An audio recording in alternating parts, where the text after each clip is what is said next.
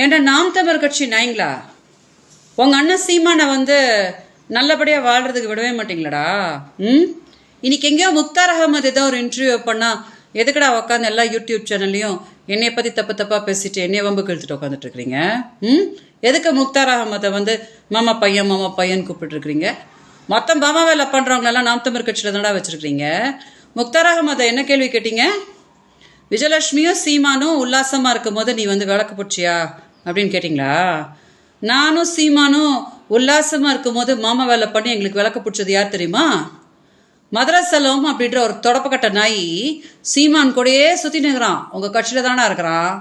அவன் தாண்டா எங்களுக்கு மாமா வேலை பண்ணி அவன் தாண்டா எங்களுக்கு விளக்கு பிடிச்சான். அதனால தான் அவன் மாமா சீமானுக்கு ஒரு பிரச்சனைன்னு போன வருஷம் கதறின்னு என்கிட்ட ஓடி வந்தான். அக்கா, உங்கள் வீட்டுக்காரரை விட்டு கொடுக்காதீங்க அக்கா, நான் இருக்கேன்க்கா அப்படின்னு. தானே வரல, 50,000 ரூபாய் மாதம் கொடுத்துருன்னு சொல்லிட்டு சீமான் சொல்லி அவன் மாமா வேலை பண்ணுறக்கு வந்தான்.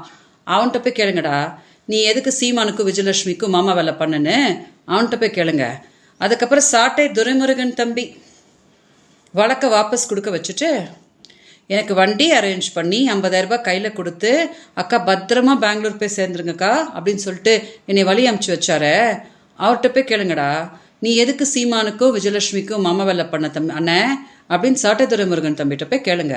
அதுக்கப்புறம் உங்கள் அண்ணனுக்கு ஒரு பிரச்சனைனா உடனே நிற்பாளாமே ஒரு மாமி, கஸ்தூரின்ற ஒரு மாமி, அவளோட ஆடியோ தான் நான் போன வாரம் டெலிகாஸ்ட் பண்ணி காமிச்சேனேன். அவள் தான் அதில் சொன்னலடா, நான் தான் விஜயலட்சுமிக்கு காசு கொடுக்க சொன்னேன், அவள் ரொம்ப பாவம் அப்படின்னு சொன்னால. அவள்கிட்ட போய் கேளுங்கடா, நீ எதுக்கு மாமி வேலை பண்ணுன்னு போய் அவள்கிட்ட போய் கேளுங்க. இப்படி மொத்தம் மாமாங்களும் மாமிங்களும் உங்கள் கட்சியில் வச்சுட்டு எதுக்கடா முக்தார் அகமது ஊரில் இருக்கிறவனெல்லாம் மாமா மாமிங்கன்னு கூப்பிட்டுனுக்குறீங்க? அப்புறம் என்ன, ஸ்டேஷனில் வழக்கை வாபஸ் கொடுத்தாச்சு, அதனால விஜயலட்சுமி இனிமேல் தேவை கிடையாது அப்படின்னு உடம்பு ஊறுதோ?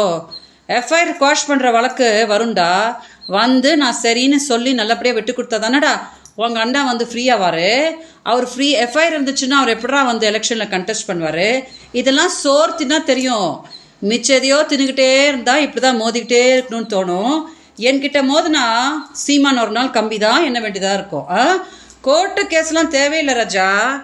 நான் இப்போ கிளம்பி ப்ரெஸ் மீட் வச்சு சீமான் என்ன பண்ணார், மதுரசலம் என்ன பண்ணா, போன வருஷம் அவங்க என்ன பண்ணதுக்கு நான் கதறிட்டு கம்ப்ளைண்ட் கொடுத்தேன் அப்படின்றது எல்லாம் நான் கிளாரிஃபை பண்ணுறேன்டா.